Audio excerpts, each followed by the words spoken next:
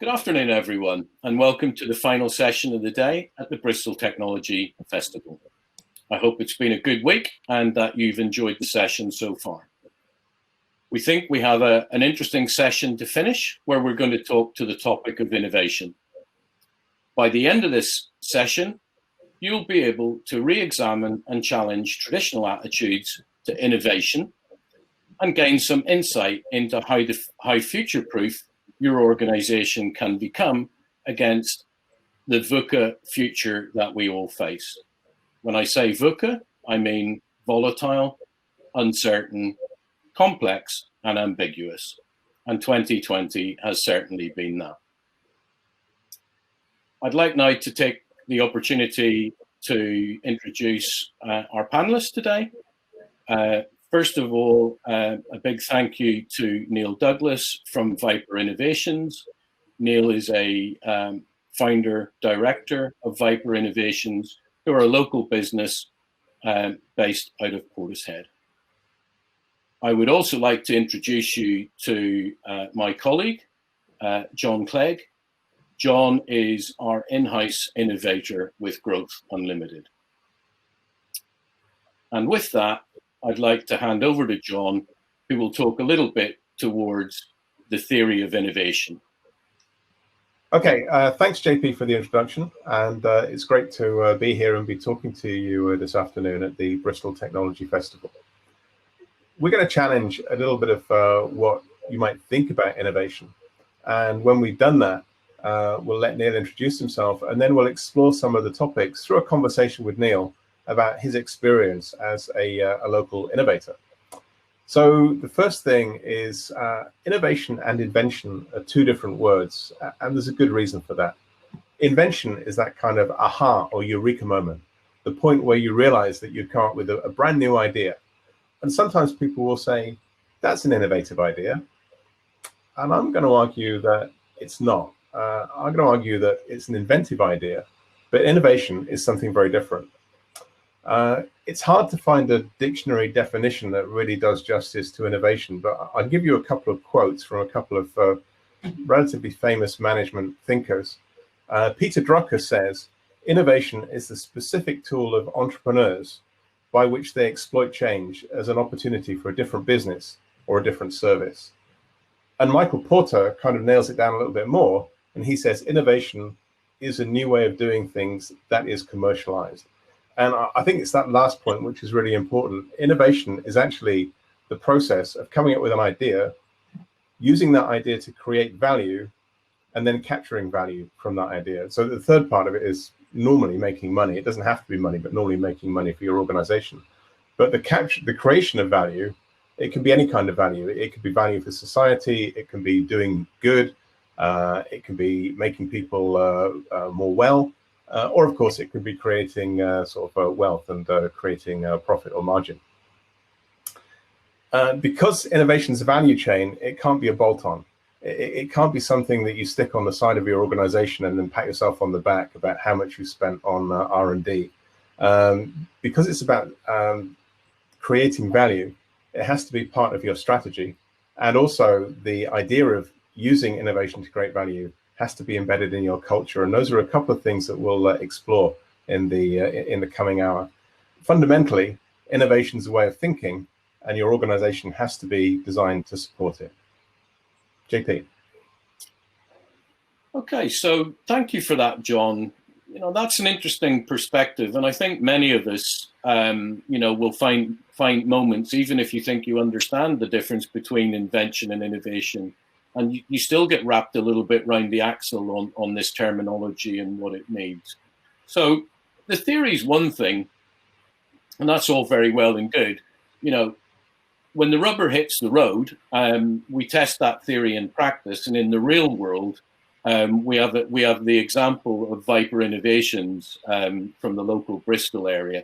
So at this point, I'd like to introduce you to Viper Innovations and just sit back and have a little watch and listen to the story from Viper. And then we'll sort of dig into that in a little bit more detail in a Q&A session with Neil, who's, as I say, part of the innovation leadership for that Viper organization. Viper Innovations Limited was founded in 2007 by co-owners and directors Max Nodder and Neil Douglas. The duo identified a business opportunity in the subsea oil and gas industry, specifically in the niche area of subsea distribution equipment. Seabed-located equipment that controls the production of oil and gas from subsea wells requires a number of electrical and hydraulic services, or utilities. Viper focused on the cables, hoses and connection systems that made up the seabed-located hardware for the distribution of these utilities. The business was subsequently and initially set up as an engineering consultancy, offering design and project management services for subsea distribution equipment, with a vision to develop technology and services that would improve the reliability and operability of this equipment. Viper later identified new challenges facing the oil and gas industry and went on to develop novel solutions to tackle electrical failures on subsea distribution equipment, caused by water ingress into the cables and electrical connectors. Their new innovation would help to locate electrical faults and help remediate the faults in a more cost-effective way. A proof of concept was created for the fault-finding technology, followed by product development through a co-collaborative partnership with a number of major oil companies, specifically BP, Total, Shell, Chevron and Exxon.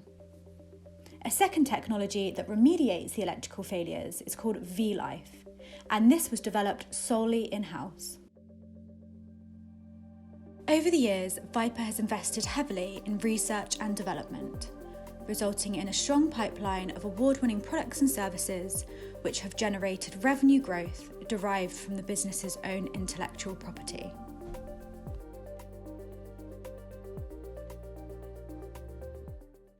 The business started up, funnily enough, in Oslo over a beer and a pizza. We started discussing our industry, which was the subsea oil and gas industry. We started thinking about some of the real benefits that we could offer. So we started in 2007 with £45,000 worth of initial working capital. 12 months later, we had ISO accreditation in quality, health and safety and environment. The strategy from day one has been to reinvest our profits into product development. We've now managed to create at least 16 patent families. And in addition to that, we've created a number of products and services which we've now taken into the subsea oil and gas industry, which is having a significant impact. One of the products which has resulted from that investment has been V-Life. It resolves one of the major problems that the industry has, which is water ingressing electrical systems subsea.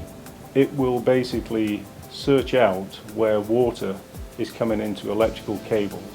When it finds the water, it pushes the water out and then it creates a precipitate to prevent further water getting back into the cables.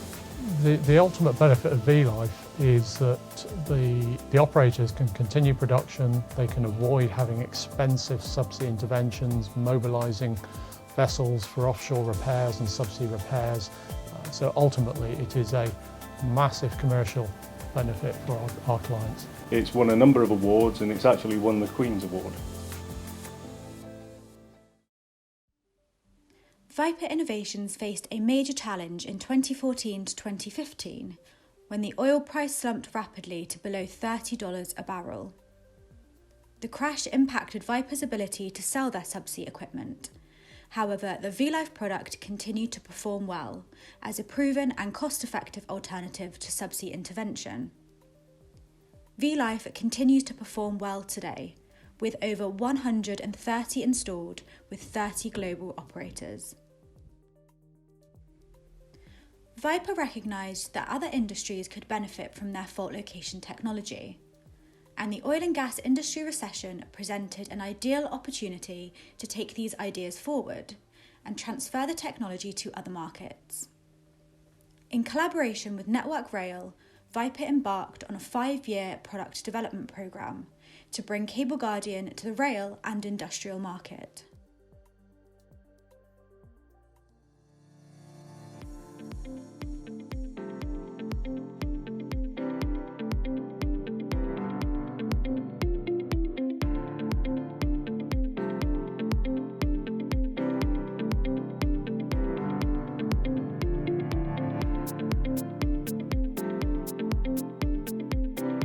Viper Innovations have a unique cable monitoring solution for the subsea oil and gas industry.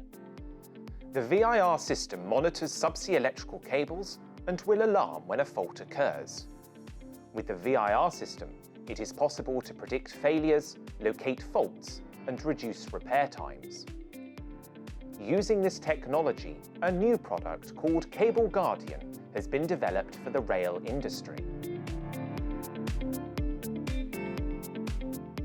Cable Guardian is a complete measurement and analytics package for trackside live electrical cables.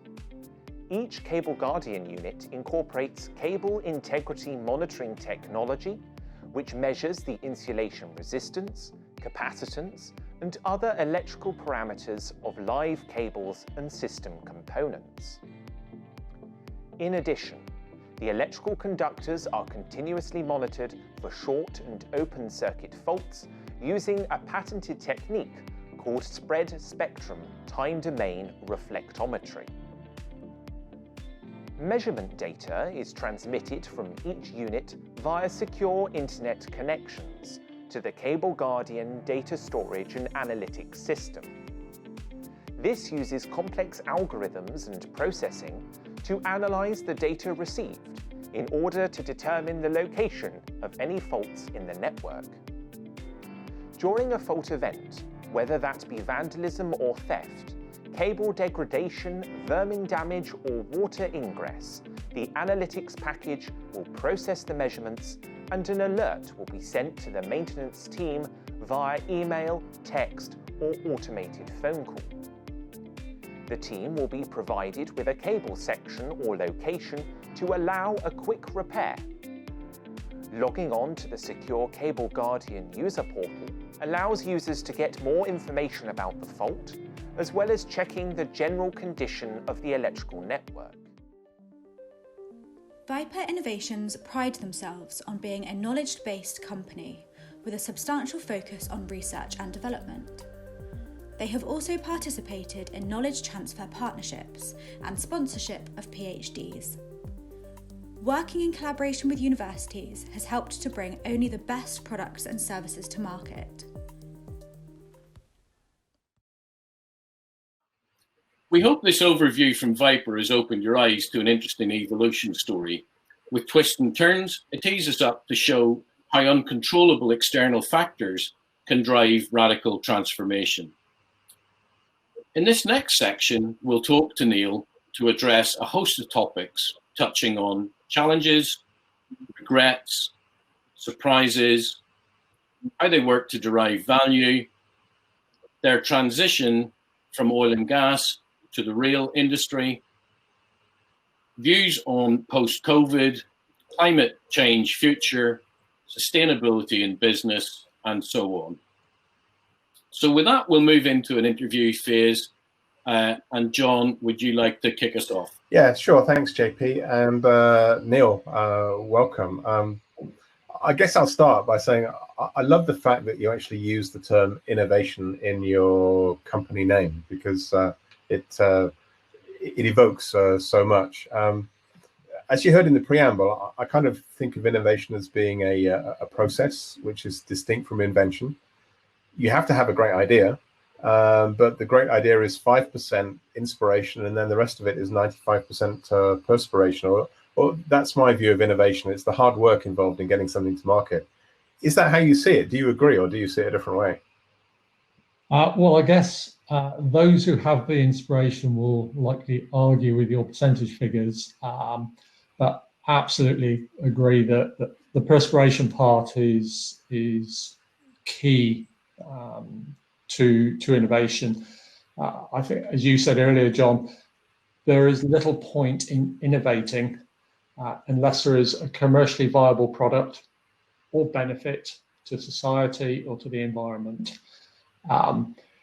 If the inspiration results in a product, then most people and businesses will underestimate the effort, time and cost of getting that to market and making it a commercial success.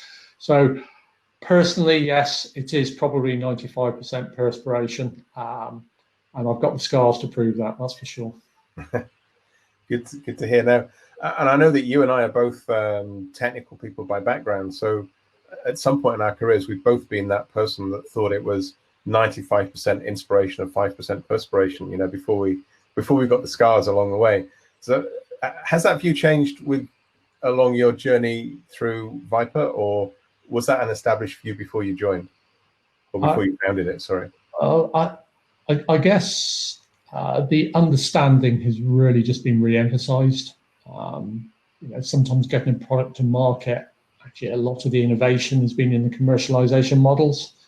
You know, I guess, as you know, John, you know, prior to Viper, I was over 20 years in a large multinational company involved in technology development, and even in the large company with all those years of experience of others around me, I think everyone always underestimated that 95% of perspiration. The 5% was well estimated in terms of how long is it going to come up with an idea and detail the technology. But then when you throw it over the wall to the rest of the organization, actually making that a commercial product or bringing it to market is absolutely the challenge that most businesses have. And where all the benefit comes from as well. Absolutely. So, you know, that's very interesting. I'd like to ask a more fundamental question at this stage. Neil, I'd like to understand your take. Practically, why do you innovate? And perhaps it plays a little bit to, you know, originally Viper was focused towards the sub-industry, and then become Viper Innovations. So you clearly think it's important. Can you just expand on sort of the fundamentals of why you innovate? Yeah, I guess for us, it is our growth model. I mean, when we started out in business, you know, we were a 2 or 3 person business, and we had some pretty significant ambitions and growth targets. And then when you look at the companies that you're going to be competing with and you want to get ahead of, how do you accelerate, catch them up, and then overtake and become the market leader? For us, it was to innovate from day one. If we stop innovating in the same way that we caught up with our competition, if we stop innovating now, the competition will catch up with us and overtake. And if you've been successful in innovating, and let's just say that your innovations are in products or services, but you end up with market leading products and services. If you stop, the competition catches up.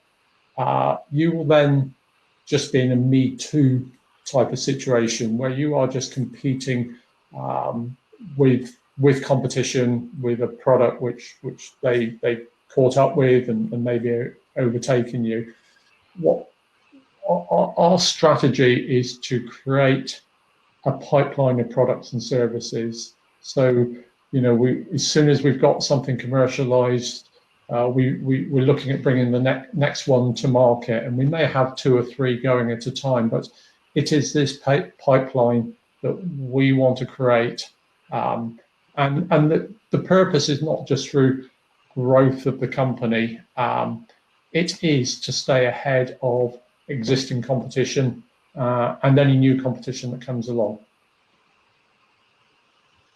Okay, that's a great answer. John, I'd like to dig a little bit deeper on what you mentioned earlier on in terms of the difference between innovation and invention. Can you just expand on that a little bit for us? Yeah, I mean, like I mentioned in the preamble, I think innovation is something where it's part of the fabric of the organization, and it's something that's part of everything you do. And I think Neil described quite well how innovation is woven into the strategy of Viper Innovators, and you know, clearly explained why it's so important to the present and to the future of the company. I guess, Neil, the other thing which is really important is that innovation also exists within your culture. And I wonder if you could say a few words about how you've managed to create a culture that supports the innovation strategy that you clearly have. Yeah, I guess, we both mentioned earlier, innovation can apply to commercial models and processes, so it is much wider in the organization. It's all parts of the organization that we need to innovate. And as you say, the best way to get an organization to innovate is to get the culture right. If you get the right staff with the right attitude, they want to innovate and they want to be part of a company that innovates and be recognized for innovation. If they can wear the badge proudly for working for the right company, for enjoying their work because they are innovating. I would like to think that we've created an environment now where innovation comes naturally. Staff are always challenging each other. If you have a high caliber team, then they just feed off each other's ideas and capability. And it's taken years to create that culture, but now you can stand back, look at it, and it's self-evolving within the business. It's really quite an exciting environment when you do get that culture right, and the innovative ideas or innovation is coming at you regularly, and your challenge then is to manage it so that you are focusing on the right innovation for your business.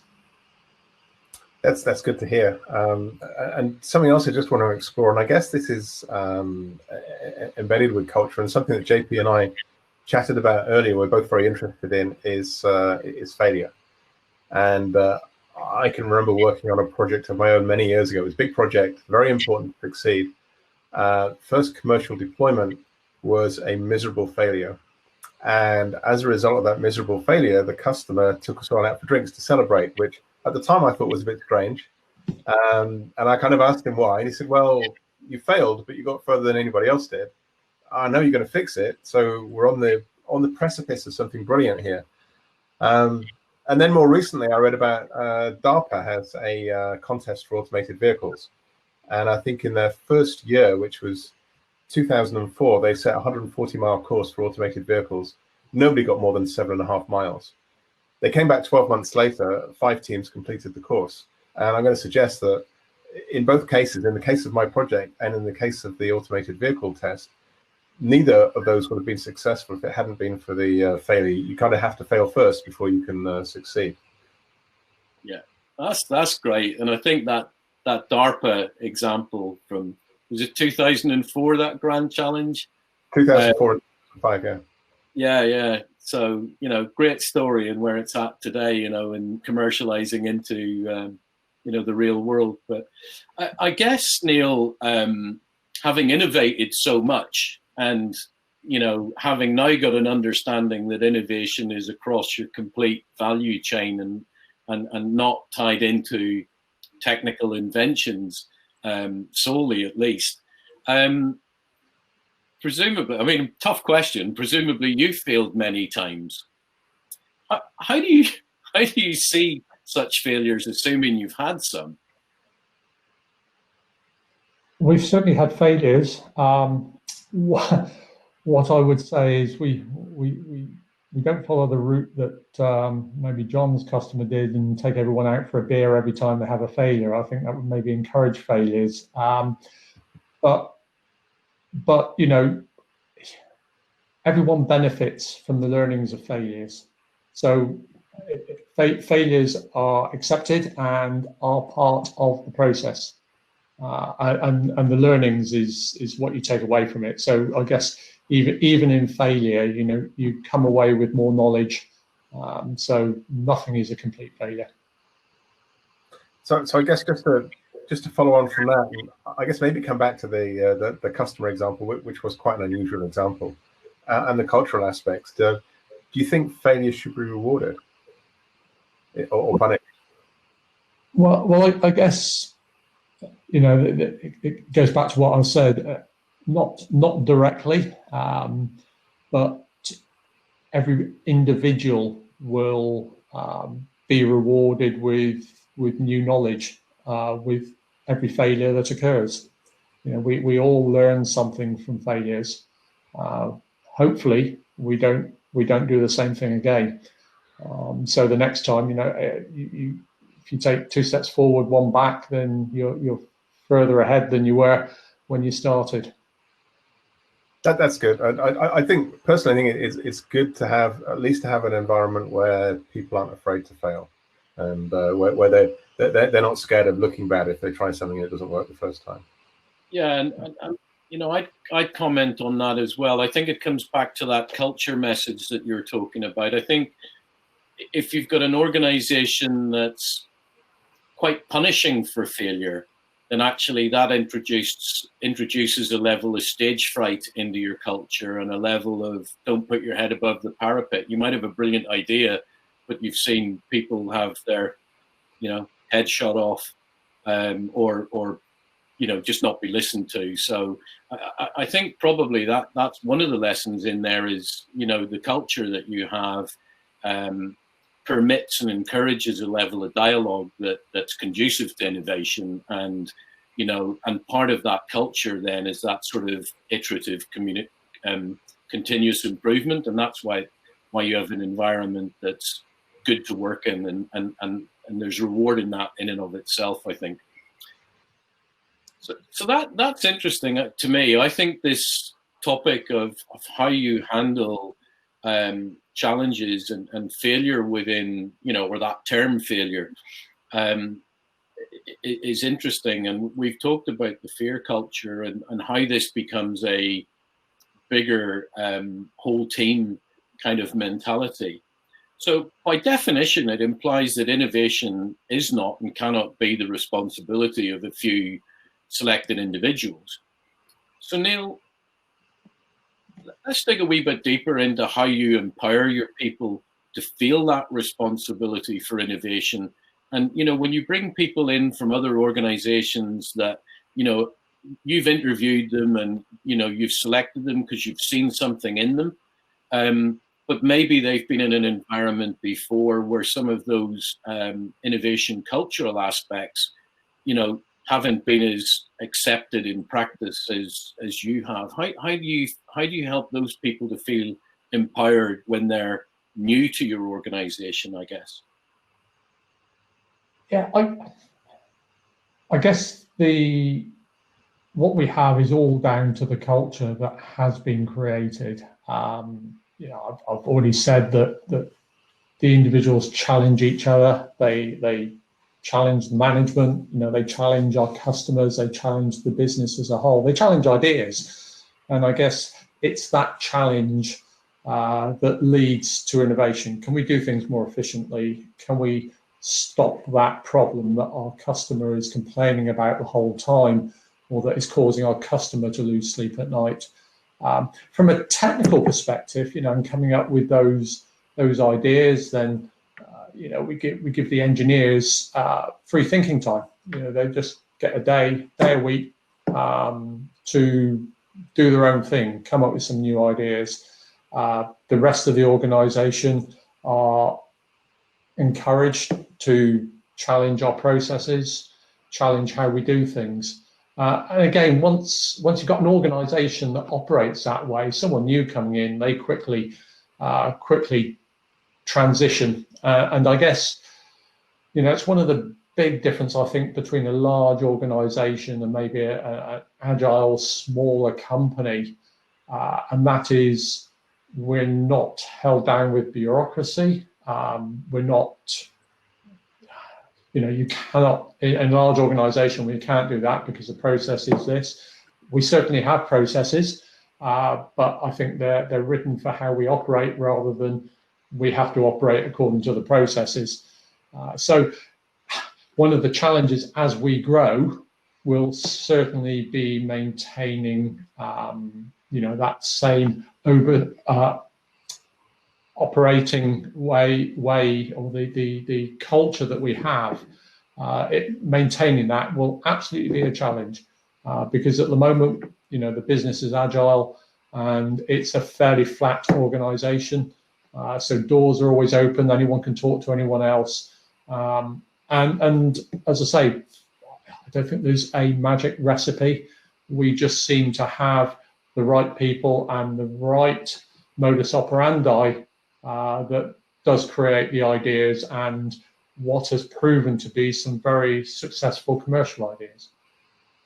That's great. I love the idea of challenge. I love the idea that anybody in the company can basically sort of stand up and say, "Hey, what about this?" And it's good to hear that onboarding of people and getting people to accept that quickly is relatively straightforward as well.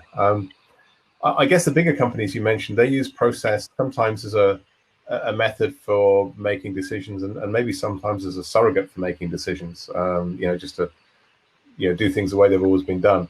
In an organization like you described, it could be more difficult to arrive at consensus and decisions. So can you shed a bit of light on how decisions are made in that kind of environment? You're talking about the smaller company environment, John? Specifically the environment you're talking about, with where there is the ability to kind of disagree and to challenge. Yeah, I mean,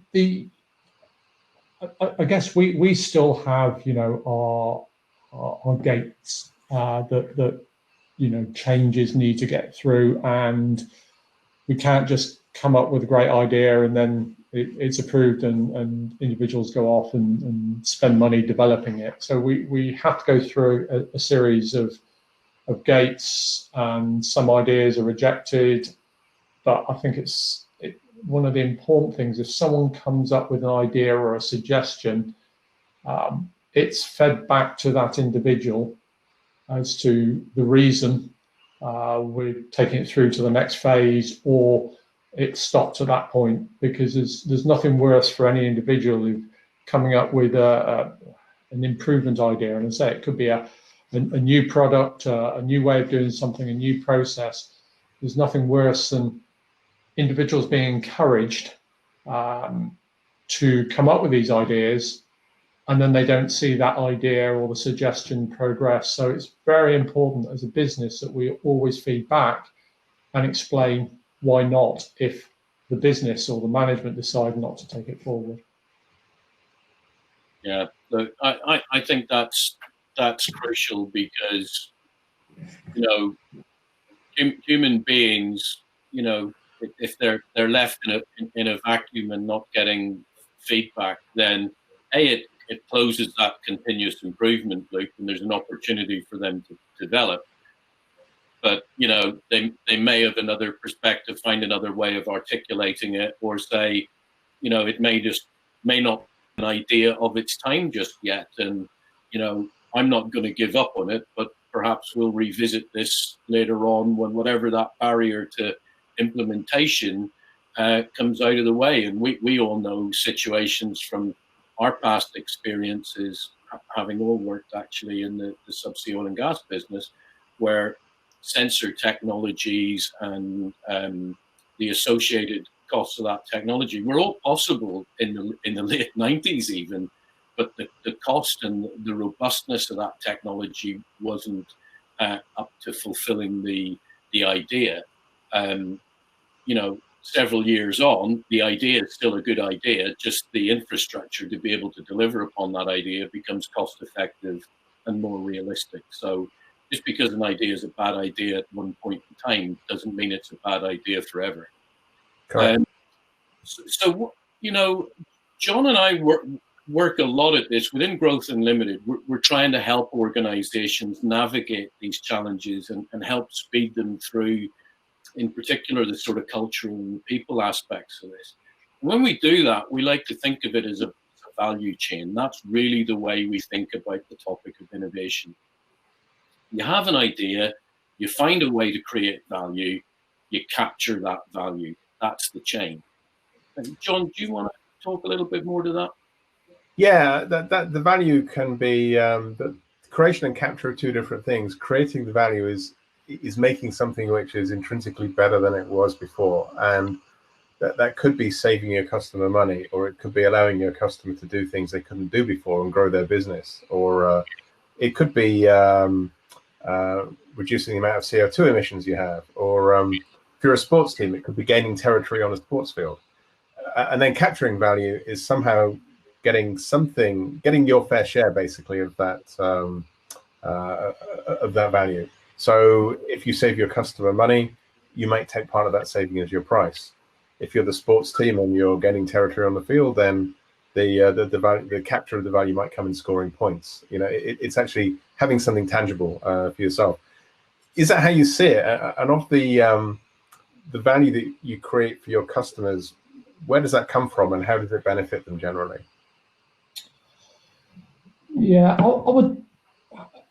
I guess we do things that slightly in a different way. See, I think JP said, you know, you have an idea, you find a way to create the value.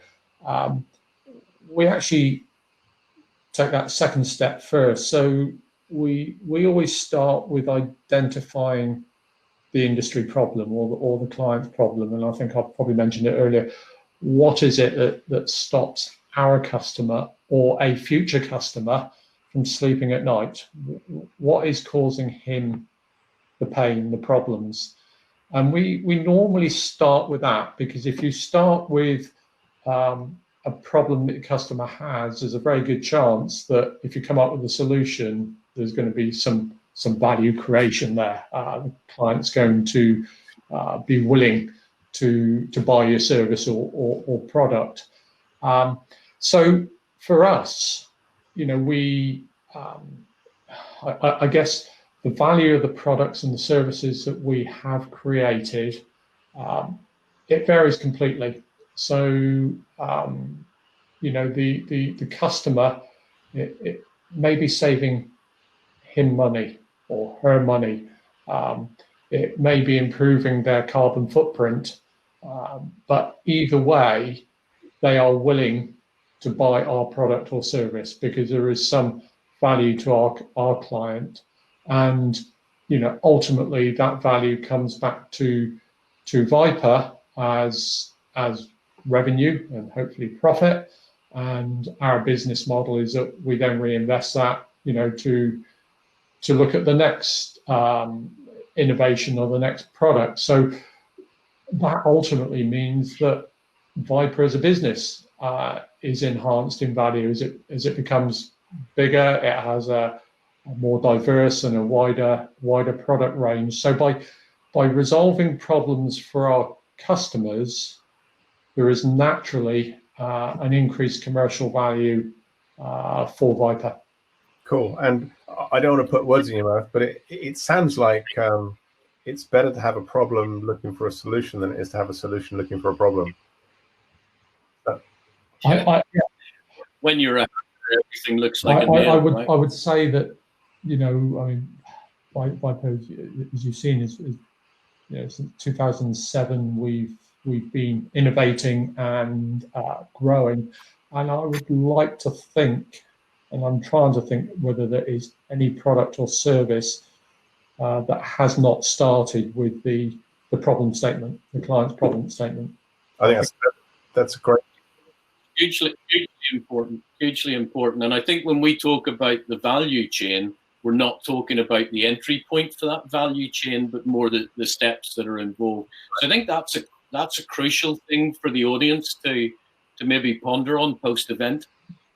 Thanks. Yeah, absolutely. I guess if you look at those stages in the value chain, I mean, which is the most challenging, or which one's been the most difficult?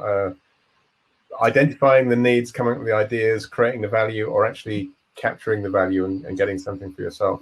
Getting the value proposition right for a new product is important. So, some of the problems which we are coming up with solutions for are potentially multi-million-pound problems for our clients. You know, and if you develop a widget and you tell your client that he's going to save £1 million by using it, then the challenge is how much of that value or that saving that are you as a company going to go after, and is your client willing to pay? And this is particularly an issue, I think, when you've got completely novel, the only game in town, completely novel services or products where there is no competition, and you're pricing a product for the first time. You know, you know what it is. Its value to the client is, but where do you pitch your price? That is probably the most challenging. And of course, when you go into a market, if you set that price too low, you're never really going to recover it to the true value. That's it. Good that you say that. I think it's important for people to think about that. I mean, it is a value chain, and that capture of value at the end of it is, in some ways, the most important part and the most difficult part for a company to do. And you know, I've seen studies that suggest that the biggest resistance to pricing and the biggest resistance to price increases doesn't come from customers. It often comes from salespeople. So often companies are more nervous about asking for a reward than their customers are willing to provide it. So it's an important part of the innovation chain, and one not to be ignored is the ability to actually to get something for yourself from it at the end of the day, which is kind of why you're there, right, JP? And when you've got a virtual process of innovation which is geared around the needs of your customers, it's got to be funded, and they understand that. They're not silly, you know. They too understand these things. It's an ecosystem, you know. And if you have a race to the bottom and everything gets commodified, and you know, you don't have the level of innovation that's possible. So it requires a level of dialogue across the supply chain to be able to, you know, hone in on the real challenges that are there to be addressed. And you know, if there's value in it, then everybody is usually pretty keen to share it, because there's no incentive to fix it if you're on a race to the bottom. So on the topic of agile and co-creation, etc., John, let's talk to you a little bit now in terms of your thinking and what we're talking about within Gull in terms of that whole topic of agile, small a, big A, velocity. Yeah, I mean, it's an interesting topic, and it can look like a dichotomy, because in order to get things done, you generally have to be focused and you have to have a plan, because you know, there's a saying that, you know, to fail to plan is to plan to fail. But at the same time, you have to be flexible, because the world might change around you. Your customers might change their requirements. And if you just carry on doggedly pursuing the plan you made up a few years ago, nobody's going to thank you when you deliver the wrong thing at the end. So how do you square those two sets of requirements? And I think, you know, when I started off doing projects, it was very much on a fixed scope, fixed specification. And inevitably, what would happen is that the time and the budget would actually vary. And I started to look at Agile, and I realized and was successfully able to implement over the years Agile principles into some quite big hardware projects. The principles are the same, the implementation is a bit different, but the principles are the same. And it's things like being very flexible to changes in customer requirements, continually testing yourself against the market, and continually reviewing what you're doing to make sure you're doing the right thing. And also the other key difference, which is hard to get your head around at first, but which is great once you figure it out, is that you no longer have a fixed scope and a variable budget and timescale. You have a fixed budget and timescale and a variable scope. And I think that gives you for much more successful introductions, because they're timely introductions and because they're introductions that aren't underwater before you even get to market. And we should probably move on with the conversation now, but if there's time during the Q&A or maybe in a subsequent chat after the Q&A, if people are interested, we can probably go into that in a lot more detail. Yeah, I think so. And I think, you know, one of the things with Agile is, you know, the level of self-organization of teams and independence of teams on, you know. Yeah, it fits with all your podcast stuff as well. Yeah, I think that might be interesting to get into in the Q&A. So if anybody's thinking of any questions on that, then please feel free to put them up in the chat. Okay, so to wrap up, Neil, I think if you look at what we set out to do was to, kind of forget everything that you thought about innovation. Hopefully we've challenged a few thoughts. We've given some theory behind some of it. But we've really focused in on the reality of that. As your journey has sort of evolved, you've clearly sort of strategically had to define sort of your purpose so that you could, unite at a board level about what you're trying to do and then engage your employees. And, you've had to sort of change a few points. Is there anything you could sort of say towards how you've sort of put that strategy in place, sort of the vision of what you want to be, the sort of mission you're on, the values and culture that you're looking to build? How did that evolve over time? And have you got any advice for any of our listeners today? Yeah, I guess theory says your mission statement never changes. Ours has done as the business has changed, and certainly one of the key elements. So you have written down your vision, your mission, your values of the business, but you can put it on a piece of paper, but actually what you need to do is embed the purpose of the business in every member of staff, everyone who works. We're all striving for the same thing, and we all know when we're going to get there. So I guess the challenge for any business is just to make sure you have and fully understand the right purpose, and that is embedded in all your staff. And it's not easy to do it, and very often getting external consultants to help embed that purpose or work with you to develop your mission statement and your visions absolutely can help a business. And very often it's beneficial to getting someone independent to ask those critical questions and help you develop that. Yeah, thanks. I think that's a good point. And there's lots of organizations out there that are in this space, and we would encourage you to look out there and work out who's right for you. So look, thanks for that, Neil. I think that's a good piece of advice in terms of really that engagement piece, uniting clarity of purpose at a board level, being able to articulate that in a coherent and communicable way, in a way that then has got clear red lines that works its way through to every individual within the organization. What I can say is there's a number of organizations out there that can help the audience with these sorts of things, and we would encourage you to investigate that and look and see who would be an appropriate partner for you to work with if you haven't got that articulated already in a way in which your employees are very clear in understanding what that purpose is. And even if it was working at one point in time, you may need to revisit it from time to time. So I think that's a good piece of advice.